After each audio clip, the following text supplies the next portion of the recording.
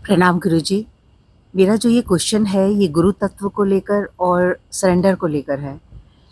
क्योंकि आपसे मिलने से पहले मैं कई जगह गई और वो काफ़ी लोग मशहूर हैं, बड़े-बड़े संस्थान हैं, बड़ी 5 स्टार फैसिलिटीज़ हैं। लेकिन मैंने हमेशा देखा कि जब भी और बहुत अच्छे ओरेटर्स भी हैं, लेकिन थोड़े टाइम के बाद क्या होता था कि मेरे अंदर एक रिवोल्ट क्रिएट हो जाता था या एक हुँ, रेजिस्टेंस क्रिएट हो जाती थी और मैं हुँ, भागने लगती थी हुँ, वहाँ से। फिर क्योंकि उनकी पीआर टीम होती है तो वो आपको फ़ॉलो करते हैं कि आप क्यों चले गए और क्यों नहीं आ रहे और क्यों नहीं कंटिन्यू कर रहे कोर्स। तो जब मैं उनको रीज़न बताती थी तो उन्होंने मुझे बोला कि आपके अंदर गुरु तत्व की कमी है और आप सरेंडर मोड में नहीं हो इसलिए आप भाग रहे हो, आपको समझ नहीं आ रहा। तो आपको बिना सोचे-समझे बस स्वीकार करना है, जो भी यहाँ बोला जा रहा है और बताया जा रहा है। पर मैं नहीं कर पाई, मैंने बहुत कोशिश की, मैं नहीं कर पाई और मैं बहुत परेशान थी। हुँ, तब एक दिन मुझे विजया ने मैंने उसके साथ डिस्कस किया कि मुझे ऐसा लग रहा है कि मैं कहीं रुक गई हूँ और मुझे कोई हाथ चाहिए जो मैं आगे बढ़ सकूँ। हुँ, तो आपकी वीडियो भेजा उन्होंने हुँ, और मैंने जब वो आपकी वीडियो देखी, वो बहुत लंबी वीडियो थी, हुँ, लेकिन मैंने जो अपने अंदर चेंज देखा, जितना समझ आया वो तो ठीक है, लेकिन वो रिवोल्ट पैदा नहीं हुआ, हुँ, वो रेज़िस्टेंस पैदा नहीं हुई। हुँ, हुँ, तो आपकी देशना अंदर जा रही थी, हुँ, मैंने कोई एफ़र्ट नहीं किए हुँ, और ये फिर लगातार हो रहा है हुँ, और अभी तक भी अगर मैं आपसे बोलूँ बल्कि तो क्या ये सरेंडर है? ये हुँ, मैं पहला क्वेश्चन है और हुँ, दूसरा जो हमने सुबह पॉइंट की बात की, तो मुझे अभी भी कई बार वो फ़ियर आ जाता है कि ऐसा तो नहीं होगा एक दिन मैं आपसे भी भागना शुरू हो जाऊँगी। हुँ, तो क्या वो पॉइंट की मल्टीपल एक्टिविटीज़ हैं जिसको मैं फ़ेस कर रही हूँ? हुँ। तो इस पे थोड़ा-सा आप बताएँ? साधक कौन है? साधक जो द्वंद में है, गैर साधक भी द्वंद में है। जो दुनियादार है, वो दुनियादार भी द्वंद में है। उसके द्वंद दुनिया से जुड़े हुए हैं, व्यावहारिक सत्यों से जुड़े हुए हैं। साधक भी द्वंद में है। साधक जो है, संसार और परमात्मा, इन दोनों के बीच में डांवाडोल होती हुई चेतना है। ऐसी चेतना जो संसार में सार ढूंढ रही है और वह पाती है कि संसार में सार है नहीं। फिर वह परमात्मा में सार ढूंढती है। परमात्मा में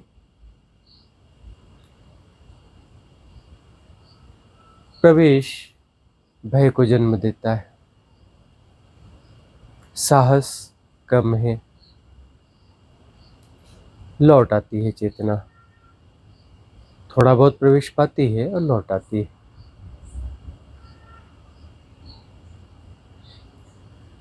संसार में जो सार ढूंढने की कवायद है वो फिर से शुरू की जाती है कि लौट तो आए। भय हुआ, लौट आए।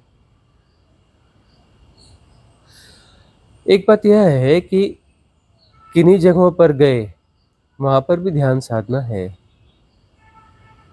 लेकिन उसका स्तर जो है वो अलग स्तर है। और पूर्व जन्मों की साधनाएं यदि हमारी श्रेष्ठ हैं तो वहां तक वो अनफोल्ड होने में मदद करेंगे। फिर उसके बाद में वहाँ बात बनेगी नहीं, वहाँ सरेंडर घटेगा नहीं, वहाँ से हटना ही पड़ेगा। अब बाय द वे किसी ऐसे सदगुरु की शरण में आए जहाँ पर जो हमारी पूर्व जन्मों की साधनाएं हैं जो कि अच्छे स्तर की रही हैं, वहाँ तक यदि अनफोल्ड होता है तो वहाँ तक बात बन जाएगी। लेकिन उसके बाद में भय बनेगा। वहाँ पर रेजोनेंस टूट रहा है न? और यहाँ पर जो है रेजोनेंस टूट नहीं रहा है, भय बढ़ रहा है। तो नीरू का कहना है कि क्या कोई ऐसा समय आएगा कि वो यहाँ से भी भागना चाहेगी। यहाँ से जब भी भागोगी तो भय के कारण भागोगी, भय के कारण भागोगी, क्योंकि यहाँ पर भय पैदा होगा ही होगा। यहाँ पर भय पैदा होगा, एक स्थिति जरूर आएगी जब तुम्हारे भीतर भय पैदा होगा। अभी सारी देशना भीतर उतर रही है, बात बन रही है, साहस यहाँ तक साथ दे रहा है, लेकिन जब अंतराकाश के अंतहीन समुंदर में डूबने की नौबत आएगी तब वहाँ भय पैदा होगा। और यदि यह साहस वहाँ भी कायम रह जाता है, साहस का अर्थ है कि भय के बावजूद हम टिके हुए हैं, विचलन पैदा होगा, उद्दीपना पैदा होगी, तपश्चर्या का काल होगा, है ना। उद्दीपना बहुत ज्यादा होगी, विचलन भी बहुत ज्यादा होगा, उसके बावजूद टिके रहते हो, भय के बावजूद, विचलन के बावजूद टिके रहते हो और भय के बावजूद टिके रहते हो, तो बात बनेगी। हालांकि हम तुम्हें यह भी बता दें कि जब भी तुम यहाँ से भागोगी, भागकर भी नहीं भाग पाओगी। तुम भागकर भी हमारे ख्यालों में ही रहोगी, हमारी देशना को ही जियोगी। कुछ लोग गए हैं, ऐसा नहीं कि नहीं गए हैं, कुछ लोग गए हैं छोड़ के, लेकिन वो कुछ भी कर लें, वो हमारी देशना के बाहर नहीं जा सकते, और हमारे ख्यालों से बाहर नहीं जा सकते। वो हमें याद करते रहेंगे और हमारी देशना को जीते रहेंगे। और हमारी देशना जो है विकासमान देशना है। यह देशना ऐसी है, इस देशना के साथ तुम खड़े नहीं रह सकते, इस देशना के साथ तुम्हें विकसित होना पड़ेगा, विकसित होना ही पड़ेगा। और विकसित होना भय पैदा करता है, क्योंकि विकसित होने का अर्थ है कि तुम जो हो, अपने आप को जैसा मानते हो और संरक्षित करना चाहते हो, तुम अपने आप को संरक्षित नहीं कर सकते। बड़े होकर के तुम वह नहीं रह जाते जो तुम थे, अब तुम कुछ और हो गए। क्षुद्रता में अपने आप को समझना, अपने छोटे दायरे को जीना आसान होता है। जब तुम वृहद हो जाते हो, विस्तार पाने लगते हो, तो जीने का ढंग यह नहीं रहेगा। जब जीने का ढंग यह नहीं रहेगा तो तुम कैसे रहोगे? तुम क्या हो? तुम हो कौन? तुम हो कौन? जीने का एक ढंग। तुम हो कौन? जीने का एक ढंग ही तो हो, कि ऐसे ही करना है, इतना ही करना है, ऐसे ऐसे काम करने हैं दुनियादारी के, ऐसे परिवार के काम करने हैं, ऐसा यह करना है, यहाँ यहाँ यह करना है या यह नहीं करना है। इस सब का जोड़ मिला के तुम हो। और हो कौन? साधना में जाओगे तो साधना के तुम्हारे एक दायरे, उस दायरे से बाहर तुम नहीं हो। ये तुम्हारा होने का ढंग है। हमारे साथ तुम्हारा होने का ढंग बदलने लगेगा। होने का ढंग बदल गया तो तुम बदल गए, तुम नहीं हो ना, अब कुछ और है ना। तुम्हारा होना बदलता जाएगा, बदलता जाएगा, और उसके साथ में भयग्रस्तता आ सकती, भयग्रस्तता आ सकती है। क्यों? क्योंकि तुम जो बदलता हुआ महसूस कर रहे हो, तो जो तुम्हारे कोर में कुछ चीजें हैं जो बची हुई हैं, वहां से घबराहट पैदा होगी कि नहीं, आगे तो खतरा है, शायद हम पूरे ना बदल जाएं। पूरे बदल जाएंगे तो हम अपने आप को पहचान कैसे पाएंगे? हम अपने आप को उस रूप में पाएंगे कैसे? ये हमारा सारा कुछ बिखर तो नहीं जाएगा? इस प्रकार का भय पैदा होगा। हालांकि तुम जो फैलते हो, तुम्हारे जीवन में सुवास बढ़ती है, खुशबू बढ़ती है, सुगंध आती है, बेहतर होता है। लेकिन भय तो भय है, भय के पास उल्टे सीधे कारण होंगे, उल्टे सीधे जस्टिफिकेशन होंगे। मन जो है चित्र विचित्र किस्म के जस्टिफिकेशन देगा, बिल्कुल ऊल जलूल, दो बेक तुके, दो कौड़ी के जस्टिफिकेशन देगा। उनके सहारे कहेगा कि यहाँ से निकल लो, यहाँ से बचो, यहाँ से बचो। यदि तुम नहीं बचते हो और तुम मिट जाते हो तो तुम्हारी फ्लावरिंग हो जाती। उसके बाद तुम ठहाका मार के हंसोगे, हम क्यों डरते थे, हम क्यों डरते थे। यहाँ का मिट जाना तो बड़ा सुंदर है, यह मिट जाना तो सुंदर है, और यही सार है, यही सार है। सारी भटकन से मुक्ति इस मिट जाने में ही है। तो यह दर वह दर है जहां तुम्हें मिट जाना पड़ेगा। तुम जैसे भी हो, तुम्हारे पैटर्न्स कैसे क्या हैं हमें सब पता होता है, तुम्हें कैसे तोड़ना है हमें पता रहता है, कब कौन सी चीज कब तोड़नी है हमें पता होता है, कैसे तोड़नी है भी पता होता है। हम तुम्हारी धारणाओं को समय समय पे तोड़ते हैं, मुहूर्त तो ढूंढते हैं कब कौन से मुहूर्त पे कौन सी धारणा तुम्हारी टूटेगी, और तब वैसा हमला हमारा होता है। बस तुम्हारी तरफ से साहस चाहिए। साहस के साथ यदि तुम टिके रहे तो कोई कारण नहीं है, सिर्फ टिके रहने पर। टिके रहने का अर्थ है देशना के साथ जुड़े रहना।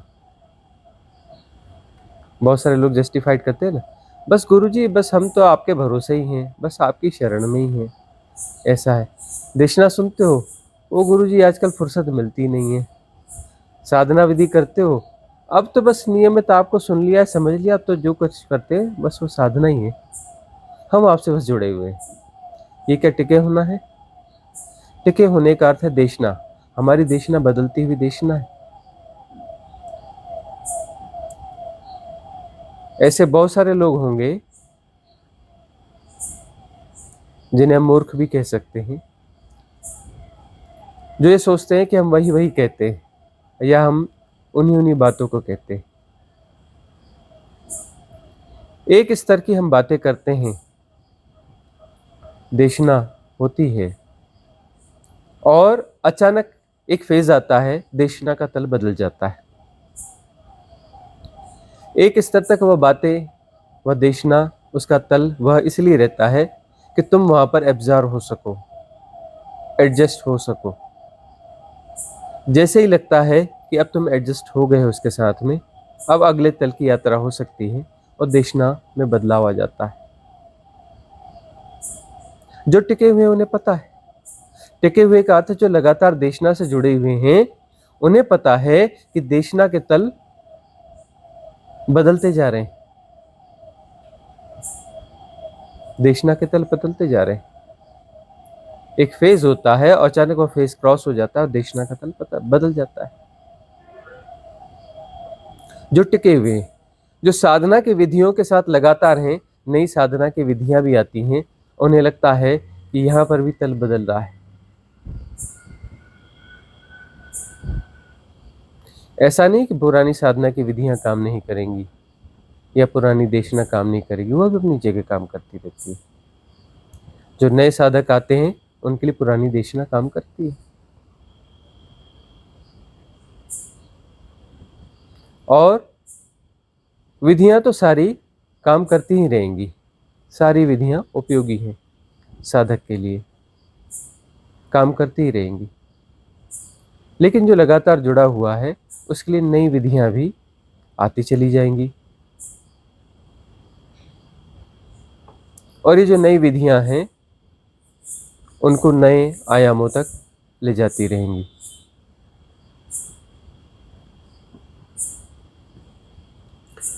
तो जहां पर भी थे उनको तो धन्यवाद देना कि शुरुआत हुई, धन्यवाद देना कि प्राइमरी लेवल की कुछ चीजें तो हुई, कुछ ना कुछ तो हुआ ना, प्राइमरी भी तो जरूरी है ना, धन्यवाद देना उनको। इससे ज्यादा तो हम न टिक पाए, क्योंकि इससे ज्यादा टिकने का औचित्य भी नहीं था, औचित्य भी तो नहीं था ना। अब आगे की बातें हैं, तो आगे की बातें हैं तो आगे बढ़ना ही होगा ना। और तुम प्राइमरी से के बाद हमारे पास आओगे तो बहुत जल्दी हम तुम्हारा मिडिल भी क्लियर कर देते हैं, तुम्हारा हाई स्कूल भी क्लियर कर देते हैं, तुम्हारा कॉलेज भी क्लियर कर देते हैं और पीएचडी के लिए तुम्हें काम पे लगा देते हैं। जिस दिन तुम्हारी पीएचडी कंप्लीट होगी बात बन जाएगी। प्राइमरी कंप्लीट करने में तुम्हें 7-8 साल लगे होंगे, लेकिन मिडिल से कॉलेज कंप्लीट कराने में 7 महीने बहुत है हमारे पास। 7 महीने में हम तुम्हारा कॉलेज भी कंप्लीट करवा देंगे और पीएचडी की शुरुआत भी करवा देंगे, सब 7 महीने में। वहाँ 7 साल या 7 महीने बहुत है, काफ़ी है। कोई जरूरी भी नहीं है कि 7 महीने, हो सकता है उससे कम समय में भी हो जाए। सवाल यह कि तुम टिके हुए हो कि नहीं, देशना के साथ नियमित हो या नहीं, देशना को अपने भीतर उतरने देते हो या नहीं। सवाल यह है कि तुम साधना विधियों के साथ नियमित हो या नहीं हो। यदि तुम टिके हुए हो तो यह जीवन अंतिम जीवन है, इस जीवन में मुक्ति तय है। यदि तुम टिके हुए हो मुक्ति तय है। तुम यह नहीं सोचना कि तुम्हारी पात्रता कम है या ज्यादा है, तुम्हारी पात्रता का सवाल नहीं है, तुम्हारे टिकने का सवाल है। तुम्हारी पात्रता कमजोर भी होगी तो भी चलेगा, बहुत दिक्कत नहीं है। सवाल यह कि तुम टिके हुए हो या नहीं।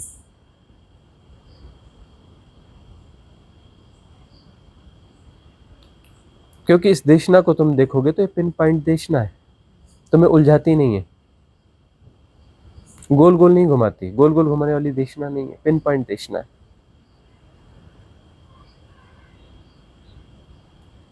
ठीक से झांक पाओ तो उपनिषद हल्के फुल्के दिखते हैं, गौर से देखोगे तो उपनिषद जहाँ खत्म होते हैं वहां से हम शुरू होते हैं, जहां से उपनिषद खत्म होते हैं वहां से हम शुरू होते हैं। बहुत सारे लोगों को लगता है कि देशना ऐसी है जो सिर के ऊपर से निकल जाती है। तुम फिक्र ना लो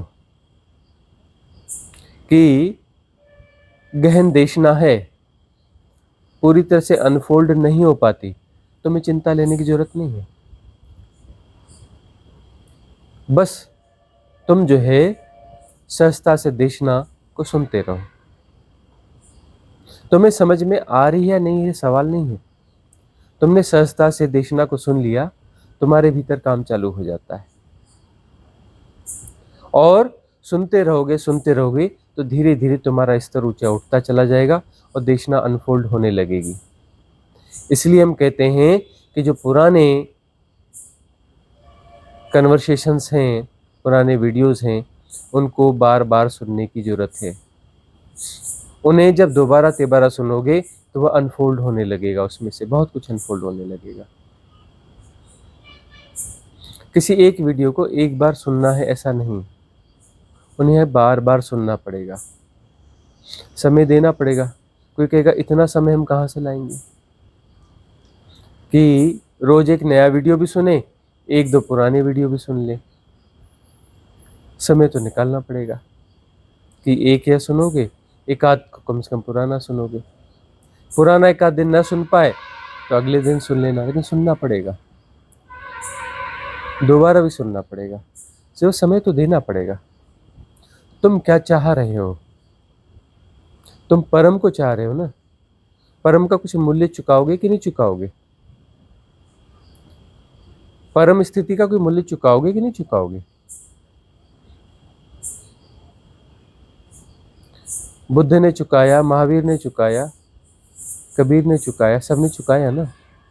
लंबी लंबी साधनाएं रही ना उनके जीवन में, चुकाया या नहीं चुकाया।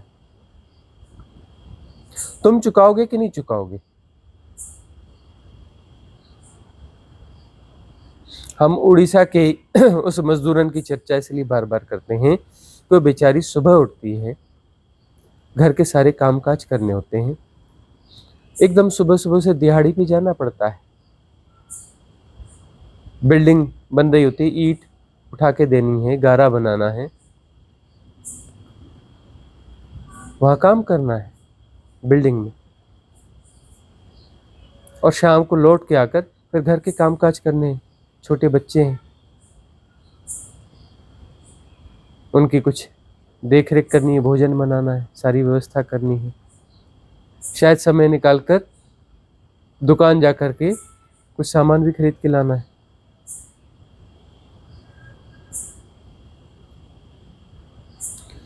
वह कैसे समय निकालती है?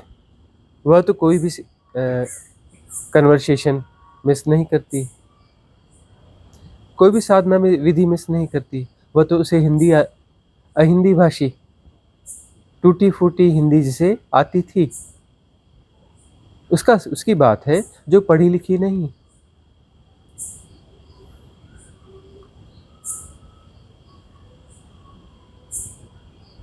उसने तो मिस नहीं किया। और आज उसे जो भी हुए हैं, 2 साल जितने भी हो गए हैं, इस 2 साल में उसकी स्थिति क्या है?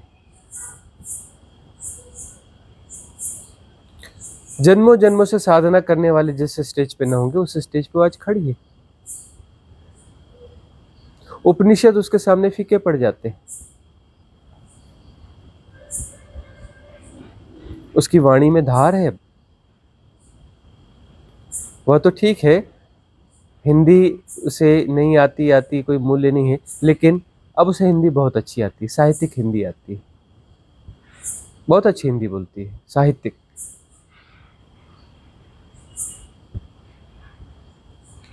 उसने कोई कोर्स नहीं किया, कोई ट्यूशन नहीं किया है उसे, लेकिन बहुत अच्छी हिंदी आती है।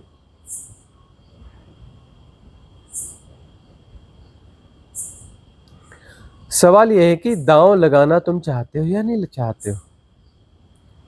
सचमुच में तुम मुक्ति चाहते हो कि नहीं चाहते हो? तो हमारे पास टिके रहना पड़ेगा। टिके रहने का अर्थ सिर्फ यह नहीं है कि कोई हमें व्हाट्सएप पर प्रतिदिन प्रणाम लिख के भेज दे, चरण स्पर्श लिख करके भेज दे,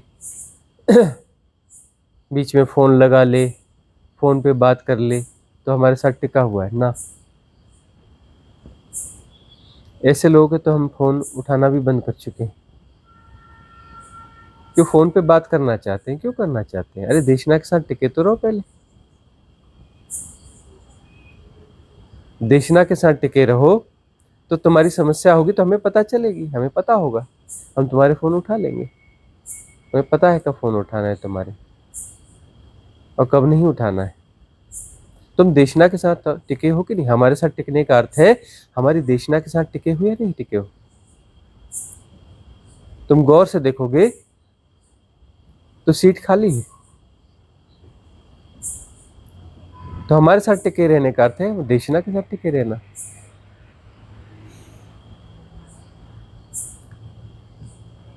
हमारे साथ कैसे टिकोगे? यहाँ तो सीट खाली है।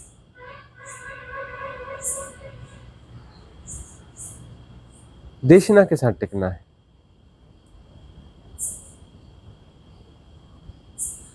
टिके रहोगे तो बात बन जाएगी। बाकी जहां से भी होके आए हो, लोग भटक भटक कर ही आते हैं, भटक भटक कर आते हैं कई जगहों से। 2 4 5 साल, 10 साल, 15 साल, 20 साल, 25 साल, 30 साल साधना करके आए हुए लोग, तो 30 साल से 40 साल से दुनिया भर से भटक के आए हैं, तब आए हैं। भटक भटक कर ये लोग आते हैं। जो भटक कर नहीं आया है, हो सकता है यहाँ से आने के बाद फिर वो छोड़ के जाएगा और भटकेगा फिर, और भटक के फिर वापस आएगा, उसे आना पड़ेगा।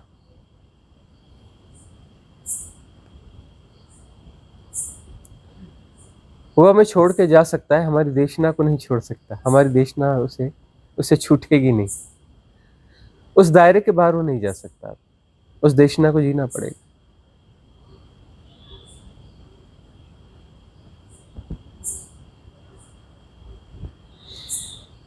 अगला प्रश्न दीक्षा का है।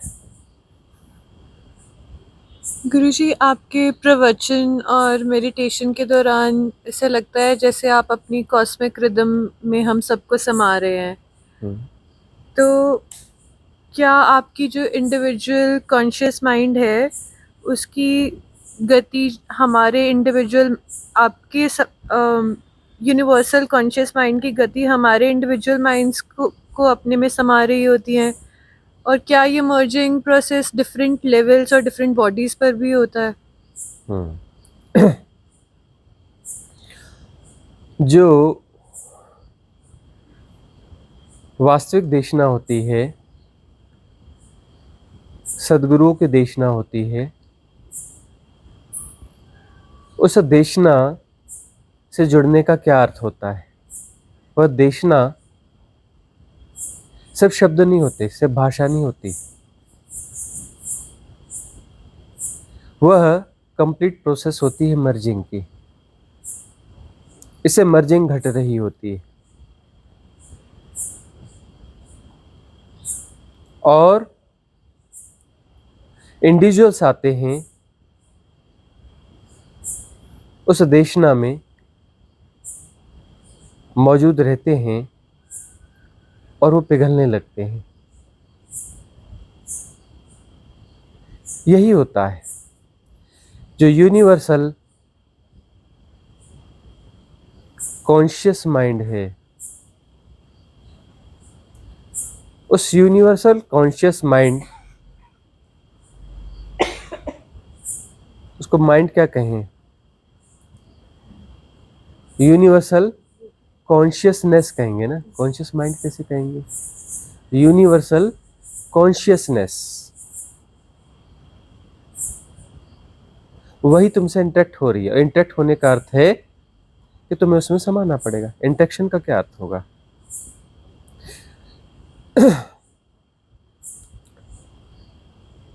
एक बड़ा सागर है और एक बूंद है, इनमें इंटरेक्शन होगा तो क्या होगा?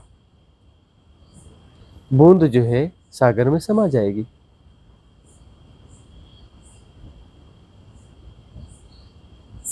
प्रोसेस सारी यही है।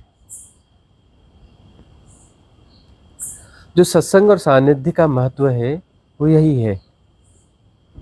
संग साथ में बैठते हो, किसी बहाने से बैठते हो, क्वेश्चन आंसर सेशन के बहाने बैठते हो, विधियों के माध्यम से बैठते हो, संग साथ में बैठते हो तो बात बनने लगती है,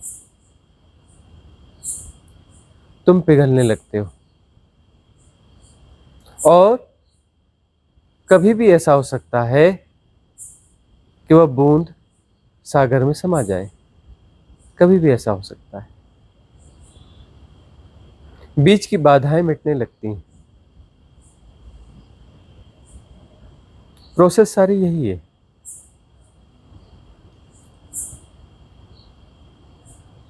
दूसरा कोई प्रश्न है?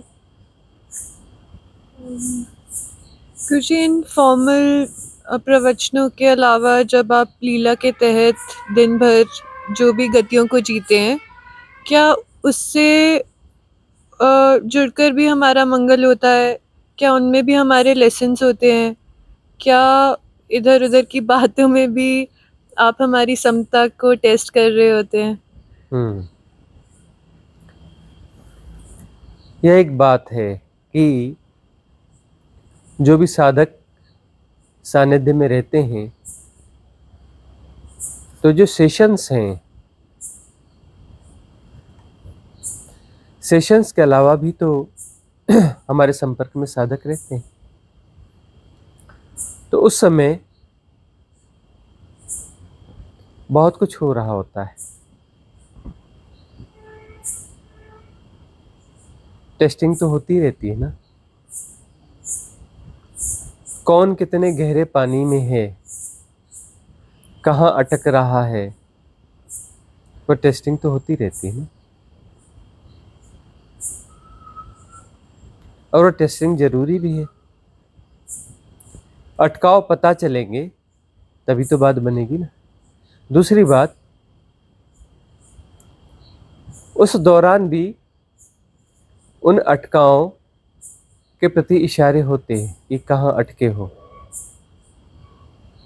अटके कहाँ हो। जहाँ पर भी कोई बातचीत होती है कुछ हमारी तरफ से हिंट्स आते हैं, जैसे भी हिंट्स आते हों, यदि उस हिंट्स को कोई अनफोल्ड करे तो उसके अपने भीतर के बैरियर्स खुलेंगे, पता चलेगा कि वहाँ कैसे आग्रही हो रहा है कि नहीं हम ऐसा नहीं, नहीं हम ये नहीं करेंगे, नहीं हम ये फॉलो नहीं करेंगे, नहीं हम ऐसा ही करेंगे। ये जो अटकाव है वो अटकाव यदि सहज हो सदगुरु के प्रति तो अनफोल्ड कर पाओगे और अटकाव दिख जाएंगे। अटकाव दिख जाना बहुत बड़ी बात है। अटकाव का क्या अर्थ है? डायग्नोज हो गया ना, डिजीज क्या है, बीमारी क्या है, समस्या क्या है, बैरियर क्या है, डायग्नोज होना बड़ी बात है ना। जैसे कोई व्यक्ति बीमार होता है तो उसका सबसे बड़ा प्रोसेस क्या है कि बीमारी का डायग्नोज होना। बीमारी यदि डायग्नोज हो गई तो दवा जो है, दवा के लिए किसी बड़े डॉक्टर की जरूरत नहीं पड़ती। दवा तो मेडिकल स्टोर वाला भी दे सकता है। मेडिकल स्टोर में जो काम करते हैं ना, बच्चे वहाँ काम करते हैं, ऐसे सर्वेंट्स काम करते हैं, 8वीं फेल 10वीं फेल,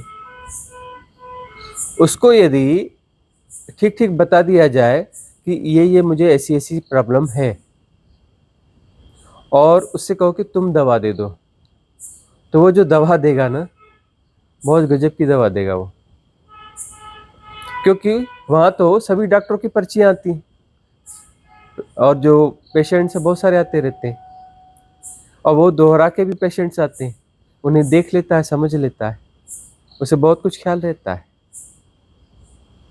उनकी मेमोरी ज़्यादा शार्प होती, ज़्यादा पढ़ा लिखा नहीं है ना, और उन चीज़ों को ज़्यादा मार्क कर रहा होता है क्योंकि उसके पास कोई डिग्री विग्री है नहीं, उसका तो सब कुछ अनुभव ही है। तो वह जो दवा देगा बहुत संभव है कि वो अच्छे से अच्छा डॉक्टर न दे पाता हो, ऐसी दवा देगा। और डॉक्टर जो तुम्हें 20 दवाइयाँ लिख के देगा और वह बोलेगा नहीं नहीं बस 3 खाओ ठीक हो जाओगे, इतना ही खाना ठीक हो जाओगे, बड़े कॉन्फिडेंस से कहेगा। हमने प्रयोग किए हैं, हमने प्रयोग किए हैं।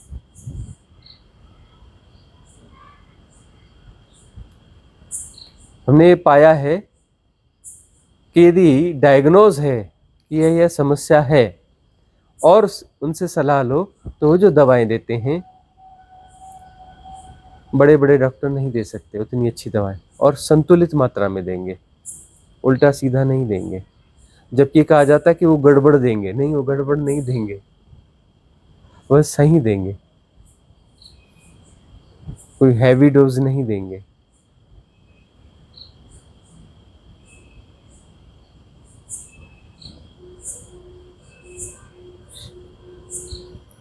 अनुभव, व्यवहारिक अनुभव ज्यादा महत्व रखता है। तो डायग्नोज होना चाहिए बीमारी।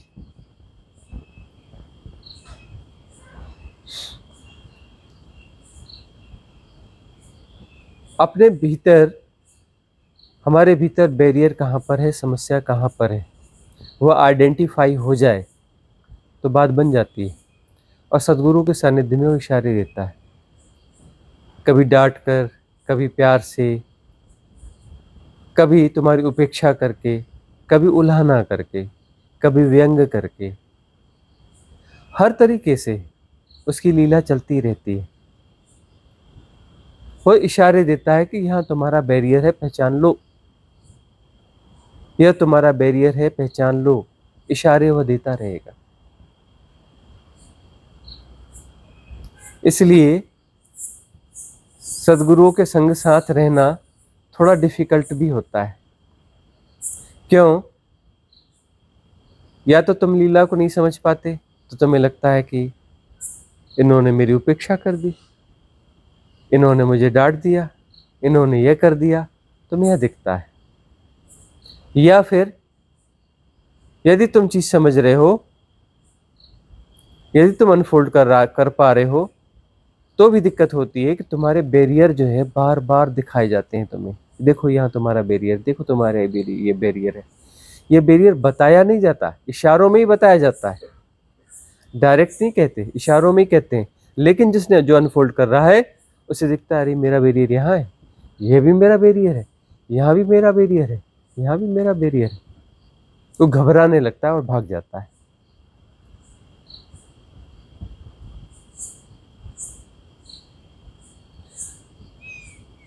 कभी एक दो रिट्रीट में बहुत अच्छे कुछ साधक साधिका कुछ ऐसे रहे भी, अच्छे थे, अच्छी सोल्स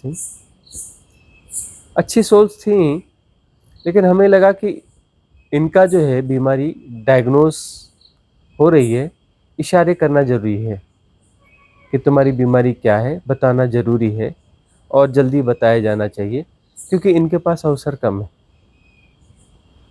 उम्र के हिसाब से, किसी हिसाब से इसको इशारा करना ज़रूरी है।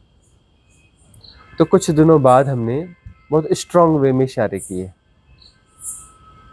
थोड़े व्यंग्यात्मक तरीक़ों से किए, कुछ उल्हाना वाले तरीक़ों से किए, ऐसे इशारे किए। तो उससे हुआ यह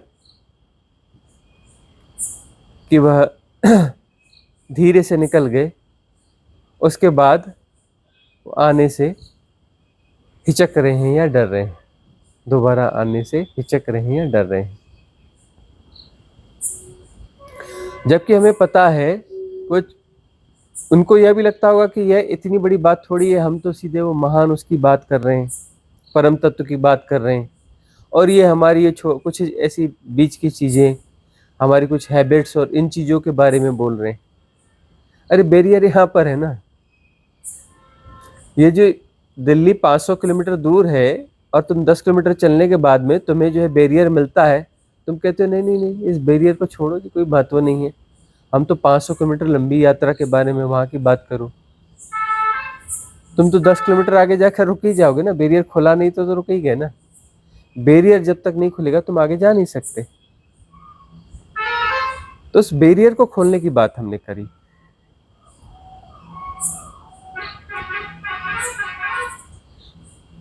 तो बात कई बात छोटी छोटी बातें चुभ जाती हैं।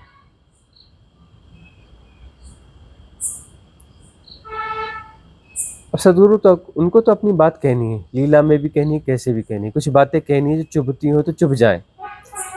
वो उनका बैरियर है, वो उनका बैरियर, उस बैरियर को पहचानना पड़ेगा। बैरियर को नहीं पहचानेंगे, उस बैरियर को यदि तोड़ेंगे नहीं, कुछ नहीं होने वाला।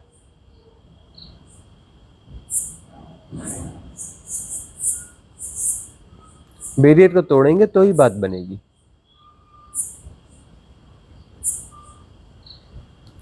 तुम्हारे बिहेवियर पैटर्न्स में बहुत सारे ऐसे बैरियर होते हैं। वो बिहेवियर पैटर्न जो हैं उनका टूटना बहुत जरूरी है।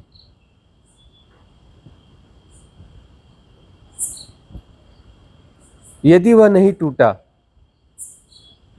तो तुम्हारी गति नहीं हो पाएगी।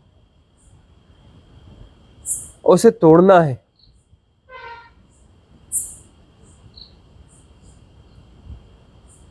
उसे तोड़ने के लिए तो लीला करनी पड़ती है ना। कभी व्यंग करेंगे, कभी उल्हाना करेंगे, कभी कुछ करेंगे, कभी मजाक उड़ाएंगे, कभी डांटेंगे, कभी कुछ करेंगे, उधर इशारे तो करेंगे।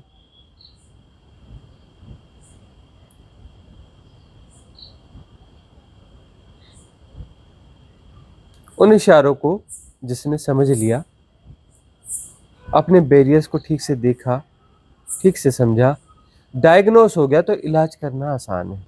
ये बैरियर है, बैरियर की तरह दिखा और इसका टूटना जरूरी है, तो फिर वो टूट जाएगा, फिर बड़ी बात नहीं रह जाती।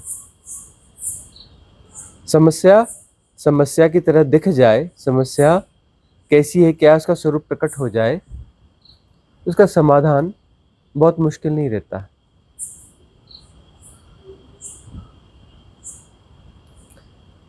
अगला प्रश्न आपका है। जी गुरुजी, ये मेरा प्रश्न वस्त्रों के कलर, पर्टिकुलरली वाइट कलर के ऊपर है हम्म कि जैसे सुबह में हम उठते हैं तो अपने मूड के हिसाब से वस्त्रों के कलर का चयन करते हैं, हम्म और समाज में देखा जाए, जो बिन साधक की बात कर रहा हूँ, तो शौक के समय सफ़ेद वस्त्र पहने जाते हैं। हम्म फिर फोटोग्राफर है, डॉक्टर है वगैरह, जो सोबर बिजनेस वाले हैं, वो भी हम्म सफ़ेद वस्त्र पहनते हैं। हम्म और कुछ जो दबंग कम्युनिटी रहती है, हम्म वो भी जैसे चीटिंग कर रही हो वो हिसाब से सफ़ेद वस्त्र, पूरी कम्युनिटी सफ़ेद वस्त्र पहनती है। हम्म फिर व्यापारी वर्ग है, जो पहले का जो व्यापारी वर्ग था वो भी पूरा सफ़ेद वस्त्र पहनता था। हम्म अब मैं साधकों के वर्ग की बात करूं, हम्म तो देखा हूँ कि कुछ गुरु ऐसे मेरे ध्यान में है कि जिनके शिष्यगण साधक अभी दमित अवस्था में है, हम्म यंग है, शादी वगैरह भी उनको करना बाकी है, और उनको वो पूरी लाइफ सफ़ेद वस्त्र पहनने को बोलते हैं। हम्म तो सफ़ेद वस्त्र से तो जहाँ तक मेरा मानना है, या मैं किसी और से भी जो डीप साधक है सुना है, कि ये तो सब चक्र को ब्लॉक कर देता है। हम्म अब कोई अपने ही राजी खुशी से सफ़ेद वस्त्र पहने, वो तो चलो एक अलग चीज़ हो गई। हम्म तो इसके बारे में थोड़ा मेरे को जानना था। हम्म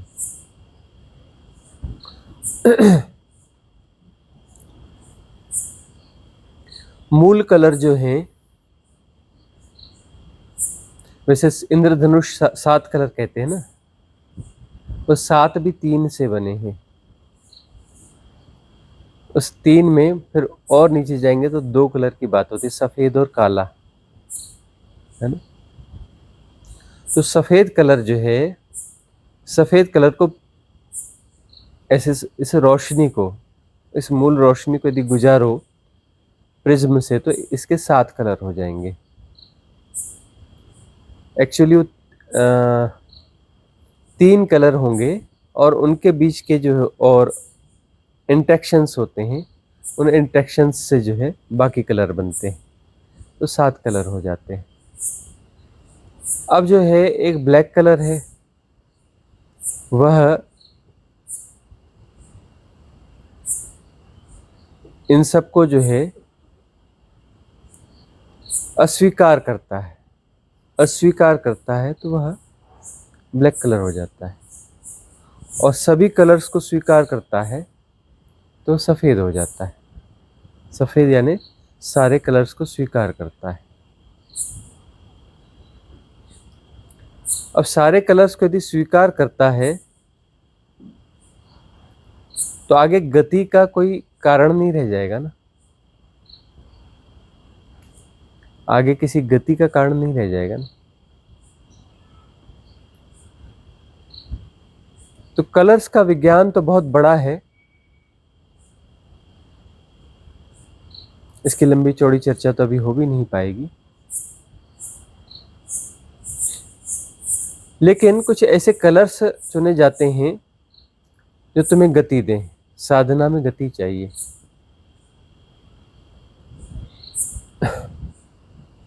तो ऑरेंज कलर या लाल, उससे जुड़ा हुआ लाल कलर है, ऑरेंज है, लाल है,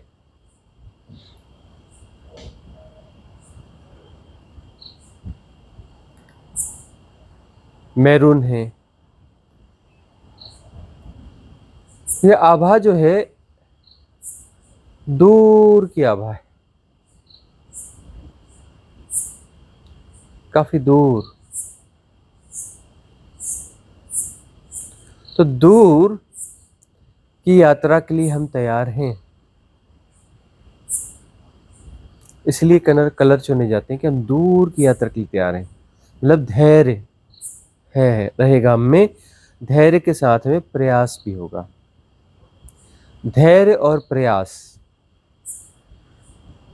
हमारे पास धैर्य भी है और प्रयास भी कंटिन्यूटी में रहेगा। तो ऑरेंज कलर जो है वह चुना जाता है। देखते हो ना, सूरज सुबह और शाम, वो ज़्यादा दूर जब होता है तो ऑरेंज कलर होता है। तो हम लंबी यात्रा के लिए तैयार हैं, लेकिन धैर्य, धैर्य हमारे पास होगा और चेष्टा प्रयास भी बने रहेंगे। तो कलर दिया जाता है। पीला वस्त्र भी दिया जाता है। पीला वस्त्र क्यों दिया जाता है? कि हम मृत्यु की साधना के लिए तैयार हैं, मरने के लिए तैयार हैं, हर तल पे हम मरने के लिए तैयार हैं।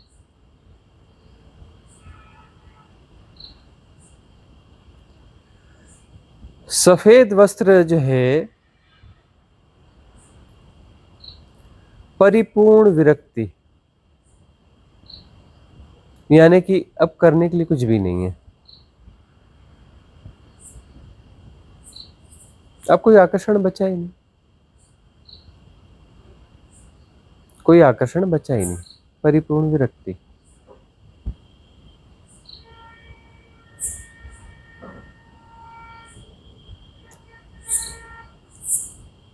कुछ पाने को, कुछ करने को, मतलब उसमें करना भी नहीं है।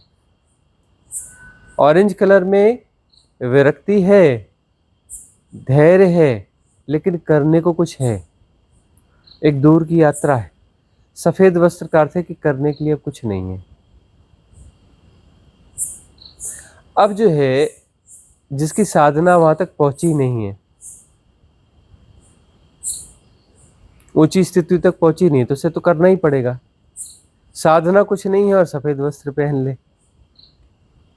वो कह रहा है कि जी हम ठहर गए। कहाँ ठहर गए? जहां वहीं ठहर गए, मतलब सारी बीमारियों के साथ एक जगह ठहर गए। भीतर बीमारियां, बीमारियों के साथ हम ठहर गए। वो ठहरना जो है, वो ठहरना क्या होगा? वो ठहरना दिखता है, अंदर जो है बीमारियां गोल चक्कर मार रही हैं। बाहर से ठहरे देखते हो या ठहरने वाली चीजों को धारण कर रहे हो, अंदर गोल चक्कर है, गोल चक्कर तो और तेज हो जाएंगे ना।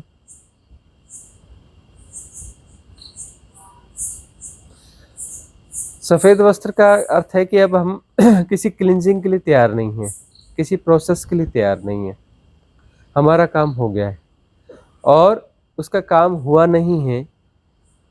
वो कह रहा है कि मेरा काम हो गया है, आत्मवंचना हुई ना, तो आत्मवंचना हुई ना।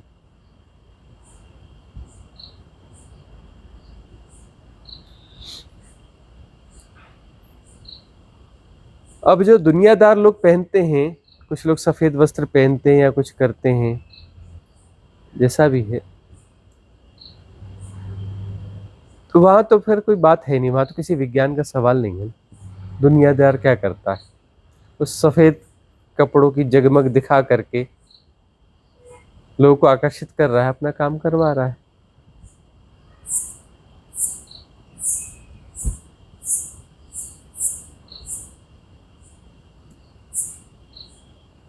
ऐसे बहुत सारे साधना पद्धतियों में बहुत लोग हैं जो सफेद वस्त्र धारण करते हैं, लेकिन भीतर ठहरे नहीं है, भीतर के तल पे ठहराव घटा नहीं है।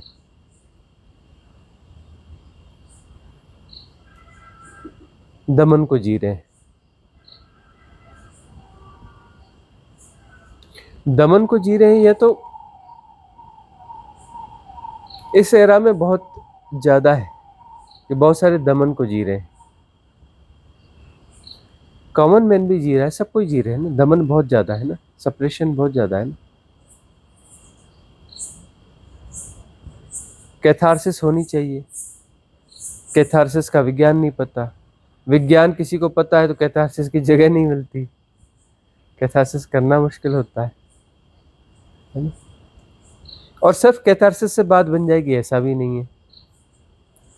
कैथारसिस से टेम्पररी रिलीफ मिलता है, टेम्पररी रिलीफ मिलता है, परमानेंट रिलीफ नहीं मिलता। उसके साथ में सम्यक साधना की विधियां होनी चाहिए। सम्यक साधना के लिए विधियां होनी चाहिए, सम्यक देशना होनी चाहिए, सब कुछ होना चाहिए तो बात बनती है।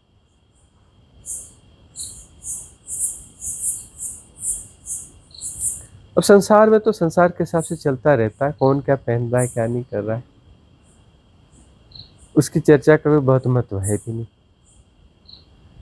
अगला कोई प्रश्न है? गुरुजी, रूपाली जी का प्रश्न है।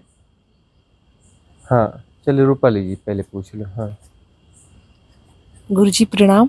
जोर से पूछना पड़ेगा जी गुरुजी, अब ये दिखने लगा है जब कुछ ऐसी स्थिति निर्मित होती है कि क्रोध की स्थिति है कि थोड़े समय में आने वाला है या कुछ घंटों में आ जाएगा, कुछ ऐसी सिचुएशंस बन जाती है और मैं दिख रहा है कि अब ये सिचुएशन बन गई है और मैं इसको ट्रांसफॉर्म करना चाहती हूँ, बट मैं कोशिश कर रही हूँ स्वामी जी ट्रांसफॉर्म करने की, बट मैं सफल नहीं हो पा रही हूँ। मैं कहाँ चूक रही हूँ वो समझ ही नहीं पा रही हूँ। इसमें पहली बात तो यह है कि कोई विकार आ रहा है या कोई स्थिति आ रही है और पहले से उसके हमें समझ आ रहा है, दिख रहा है, दिखना चालू हो गया, डायग्नोस होना चालू हो गया कि यह समस्या आ रही है, यह विकार उठ रहा है, यह परिस्थिति बन रही है। इसमें अब हमें जो है अपने आप को ट्रांसफॉर्म करना है। अपने आप को ट्रांसफॉर्म करना है, यहाँ थोड़ा सा बात बिगड़ रही है। अपने आप को ट्रांसफॉर्म नहीं करना है। यह सिचुएशन आ रही है, परिस्थिति आ रही, दिख रहा है, डायग्नोज हो रहा है, पहले से पता चल रहा है कि ऐसा होने वाला है, ऐसा घटेगा या ऐसा ऐसा होने वाला है, दिखने लग गया है। क्षमता का विकास हुआ। पहली बात तो धन्यवाद का भाव होना चाहिए, धन्यता को जीना चाहिए कि घटना घटने के बाद लोगों को पता चलता है कि अरे ये क्या हो गया हमसे। कुछ लोगों को घटना घटते समय थोड़ा थोड़ा हिंट होता है, घटना घटने के पहले पता चल रहा है पहले, ये तो बहुत बड़ी बात हो गई। धन्यता का भाव होना चाहिए कि कोई सिचुएशन बनने वाली है, कोई घटना घटने वाली है, कोई विकार उठने वाला है और पहले से पता चल रहा है, तो बड़ी बात है कि प्रॉपरली डायग्नोज हो रहा है, समय के पहले डायग्नोज हो रहा है, घटना घटने के पहले डायग्नोज हो रहा है, तो धन्यवाद का भाव होना चाहिए। दूसरी बात, हमें न खुद को ट्रांसफॉर्म करना है न दूसरे को ट्रांसफॉर्म करना है। हमें सहजतापूर्वक जानते रहना है, करना कुछ नहीं है। करने वाले सब बिगाड़ देते हैं, बिना किए सब ठीक हो जाता है। करना कुछ नहीं है। अब सिचुएशन का सामना कैसे करेंगे? अरे सामना हो जाएगा, हमें सब जानते रहना है। जब सिचुएशन आएगी तो शरीर एक्टिवेट हो जाएगा और कुछ प्रतिसंवेदन से वो सारा मैकेनिज्म एक्टिवेट हो जाएगा। उसमें मन का वह हिस्सा एक्टिवेट हो जाएगा जो कि पॉजिटिव है। मन पूरा नेगेटिव नहीं होता है, पहली बात समझना कि मन जो है ना पूरा पूरा नेगेटिव नहीं होता है। मन का जो पॉजिटिव वाला जो पार्ट है, मन का कुछ हिस्सा जो है तुम्हें समाधान देता है, तुम्हें उबारता है, वह हिस्सा जो है एक्टिवेट हो जाएगा और जहां उसको जरूरत पड़ेगी सबकॉन्शियस माइंड के किसी डेटा को उठाना है वह उठा लेगा और प्रतिसंवेदन से कुछ कर गुजरेगा और तुम दूर से जान रहे होगे। और वह जो घटेगा उस सिचुएशन के लिए जो बेस्ट होगा वही कर गुजरेगा। उस समय के हिसाब से जो बेस्ट होना चाहिए वही होगा। उस सिचुएशन में जितना किया जा सकता था, जो बेस्ट किया जा सकता था, वही होगा। ट्रांसफॉर्म करना नहीं है, ट्रांसफॉर्मेशन होता है। करने वाले सब बिगाड़ देते हैं, बिना किए सब ठीक हो जाता है। ट्रांसफॉर्मेशन घटता है, ट्रांसफॉर्मेशन किया नहीं जाता, रूपांतरण किया नहीं जाता, वो घटता है और घटेगा तो जाना जाएगा।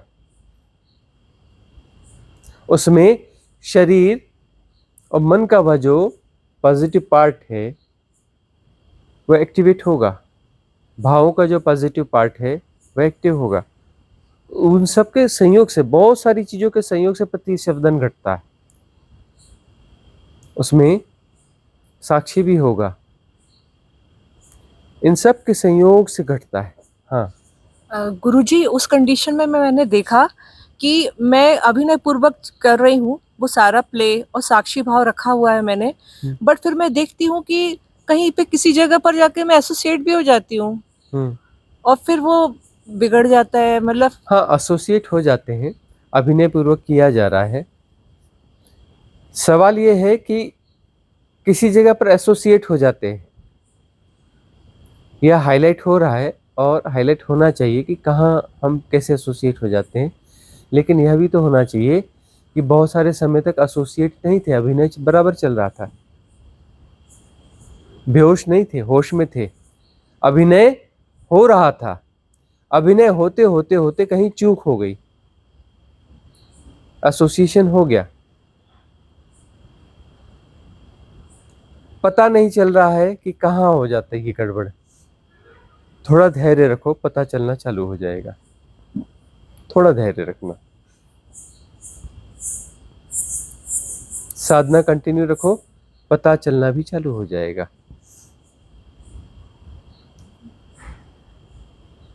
सजगता बढ़ानी पड़ेगी, वह पॉइंट पता चलना चालू हो जाएगी कि कहाँ गड़बड़ होती है।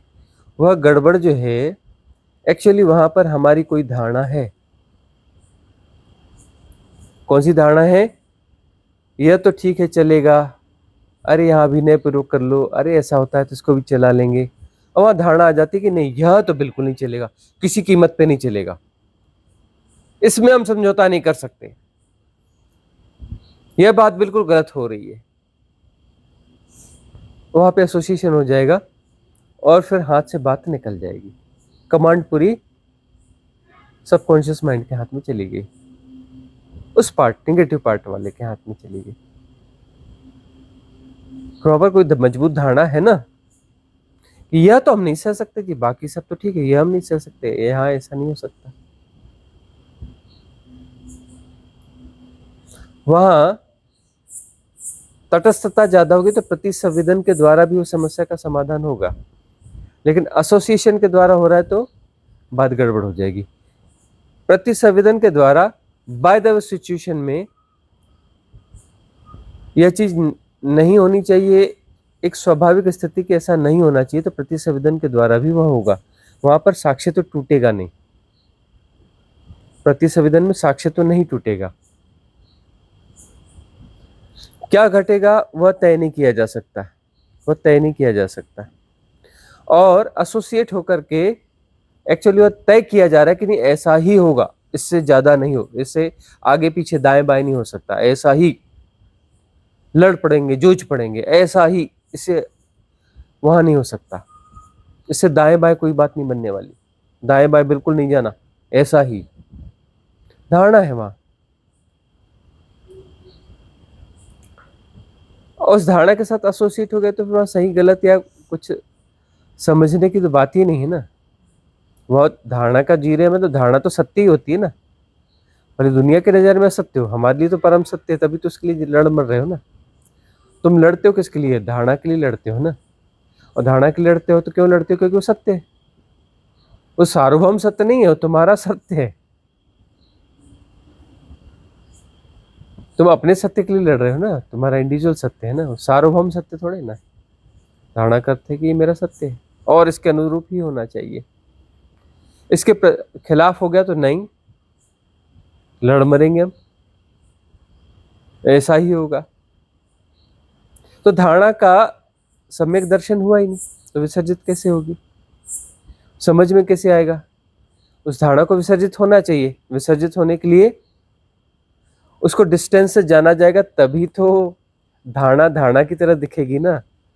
धारणा को धारणा की तरह देखने के लिए धारणा के अंदर घुस जाओगे, एसोसिएट हो जाओगे तो कैसे पहचानोगे?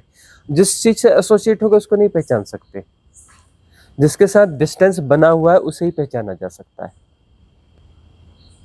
डिस्टेंस में चीजें देखी जाती हैं। तुम जाओ आईने में, आईने को बिल्कुल आंख से बिल्कुल चिपका लो और देखो क्या दिखता है, दिखेगा कुछ? आईना दूर एक डिस्टेंस पे चाहिए ना, तभी अक्स बनेगा ना।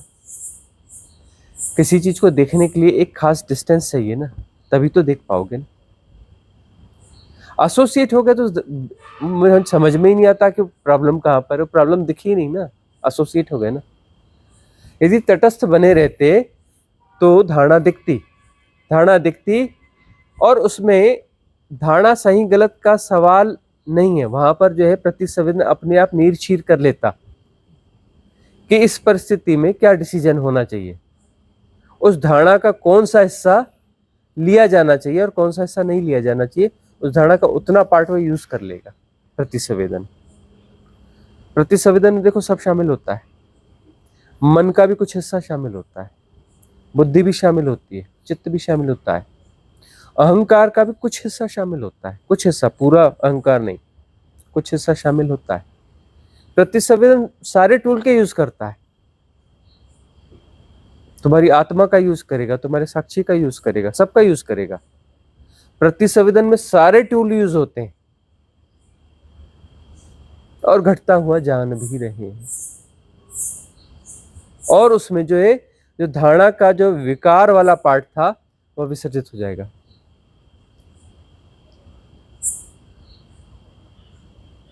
वो वाला पार्ट विसर्जित हो जाएगा, वो धारणा विसर्जित हो जाएगी।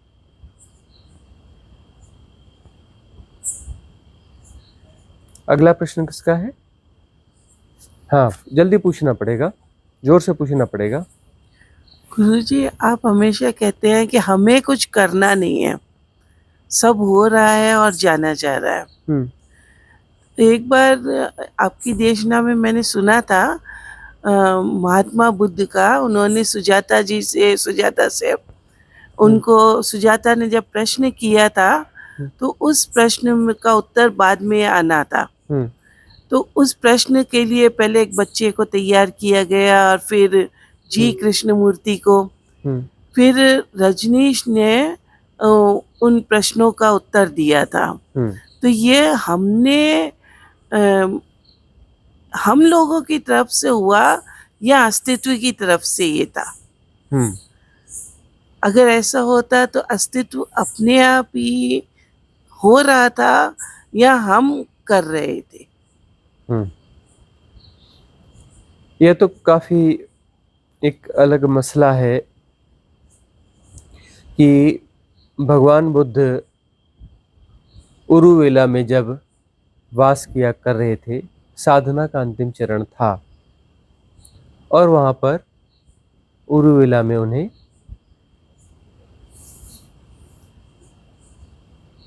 संबोधि उपलब्ध हुई, वह सम्यक संबुद्ध हुए। तो सुजाता और कुछ बच्चे जो चरवाहे थे, वह भगवान बुद्ध की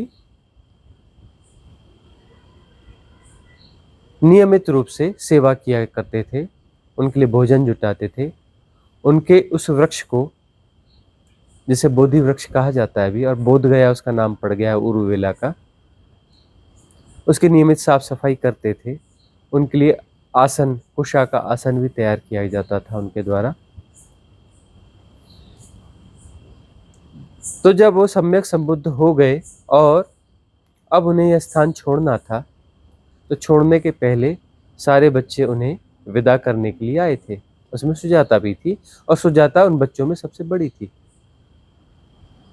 13-14 साल की लगभग की उम्र थी उसकी, 14 पूरी नहीं हुई थी, 13 से 14 के बीच में उम्र थी, बच्चों में सबसे बड़ी थी। और अंतिम भोजन, मतलब जब वो जाने वाले थे तो उसके कुछ दिन पहले, जब संबोधि घटी थी उसके एक दिन पहले जो रात में भोजन दिया गया था संबोधि के पहले वाला, वह भोजन भी सुजाता ने ही उन्हें दिया था। वह खीर उन्होंने, सुजाता ने खिलाई थी।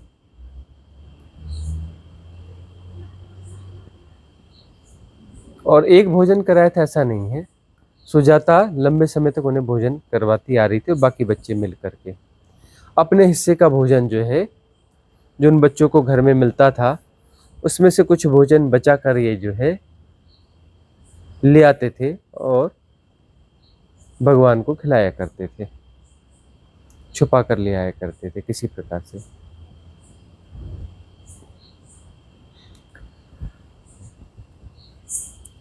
तब सुजाता ने, अब उस संसर्ग में वो लगातार बने रहे, उनकी चेतना का तल ऊंचा उठता चला गया था। तो सुजाता के चेतना का तल भी काफी ऊंचा उठ चुका था। वो सेवा करते करते, पुण्य का काम था। किसी साधक, सच्चे साधक, उसकी सेवा महापुण्य होती है। और ऐसा साधक जो संबुद्ध होने के करीब है, उसकी सेवा के पुण्य का तो कहना ही क्या, बखान क्या। बुद्धों की सेवा का भी का तो फिर अपरिमित पुण्य होता है। तो उसके पास पुण्य बहुत ज़्यादा थे, पुण्य ज़्यादा थे सुजाता के पास, तो उसकी प्रज्ञा का जन्म हो चुका था, सब सेवा से हो चुका था। हालांकि वह बच्चे जब बुद्ध साधना में नहीं बैठे हुआ करते थे, उन्हें भोजन कराते थे और थोड़ा समय रहता था, तो थोड़े कन्वर्सेशन रोज किया करते थे। बुद्ध के उस समय उनका नाम सिद्धार्थ था, तो सिद्धार्थ के साथ में नियमित उनके कन्वर्सेशन हुआ करते थे और महीनों तक ये कन्वर्सेशन चले। तो जाहिर है सत्संग में इतने समय तक रहे हों, उनका चेतना का तल तो ऊपर उठा ही होगा।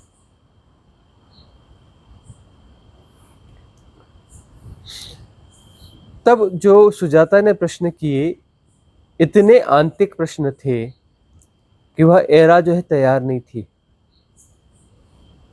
उस एरा में उन प्रश्नों के उत्तर नहीं दिए जा सकते थे, उसके रिकॉर्ड नहीं, आकाशीय रिकॉर्ड नहीं बनने चाहिए थे। वह आकाशीय रिकॉर्ड बन जाते तो पूरे 2500 साल डिस्टर्ब हो जाता। 2500 साल के बाद में वह एरा आनी थी जब सुजाता के उन महत् प्रश्नों का उत्तर दिया जाना चाहिए था। तब जो है भगवान ने कहा कि सुजाता, तेरे प्रश्न आंतरिक प्रश्न हैं, तू सुपात्र है, तुझे इसके उत्तर दिए जाने चाहिए, लेकिन अभी मुहूर्त नहीं है, वो घड़ी नहीं है, या एरा भी पक्की नहीं है कि इन प्रश्नों के उत्तर हम दे सकें। अभी तुझे इसे पकने दो। तो 2500 साल के बाद मैं मैत्रेय रूप में आऊंगा और तुम्हारे इस प्रश्नों को उत्तर दूंगा। भगवान बुद्ध तो महापरिनिर्वाण को उपलब्ध हो गए, अब उनका जन्म कैसे होगा ये हमने चर्चा करी थी। तो जन्म कैसे होगा उसकी उन्होंने तैयारी की। जब वो शरीर छोड़ रहे थे किसी वृक्ष के नीचे, फूड पॉइजनिंग हो गई थी, जहरीला खाना उन्होंने खाया था, तो शरीर छोड़ते वक्त उन्होंने अपने 3 शरीरों को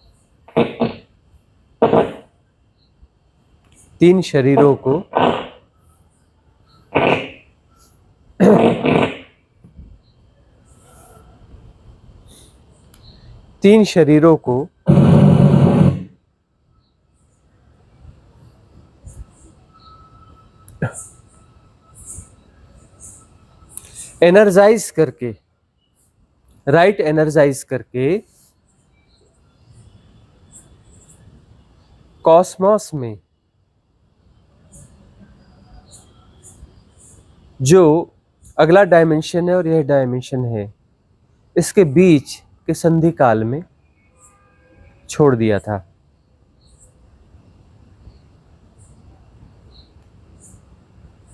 उस संधि काल में वह ऊर्जाएं संरक्षित रहती हैं, जैसी की तैसी रहती हैं।